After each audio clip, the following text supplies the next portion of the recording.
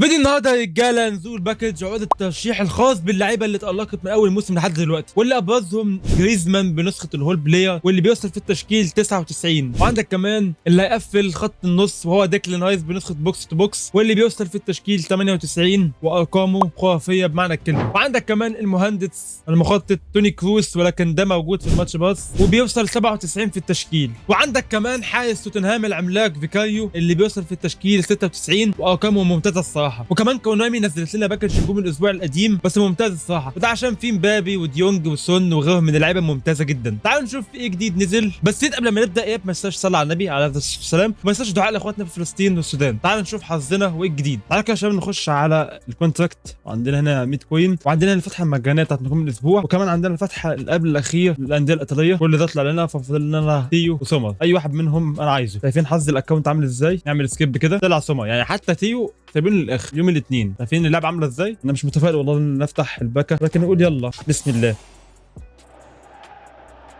منوره اخضر جوه اهي، مفيش منطاد. ما اعرفش الصراحه، ما عنديش اي فكره الصراحه مين ده. هيونج مينج سون الكوي كويس جدا كويس جدا جدا. احنا محتاجين ناس حربه، وجالنا الكوري الجنوبي. النسخه دي جول بوتشر الفينشنج 90 بره التشكيله، السبيد 91 والاكسلريشن 84، فالكوري الجنوبي نور. وعندنا هنا فتحت ب 700 كوين، طب اجرب حظي، فتحت الفتحتين المجانيه وللاسف ما طلعش اي حاجه، فنشوف كده ايه يمكن. يعني زي ما بيقول لك بتفتح 900 بعد كده 100، فنشوف ال 100 دي ان شاء الله طلعنا اي حد بسم الله. لان هي 100 دي كنت افتح بيها لاعب نجوم اسبوع افضل، ولكن كله فدا عمي كويف. نقول بسم الله يا رب، بسم الله فلح.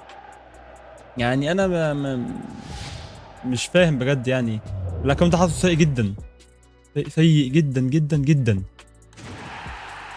ايفان راكيتيتش يا عالزمن، 3 نجوم. ايفان راكيتيتش 3 نجوم يا شباب. بس كده يا شباب، ده كان فيديو النهارده. لو عجبك الفيديو ما تنساش اللايك الحلو بتاعك، ما تنساش تشترك في القناه، ما تنساش تدعي لاخواتنا في فلسطين والسودان ان ربنا ينجيهم ويحرسهم ويبعد عنهم اي حاجه وحشه. بس كده، سلام.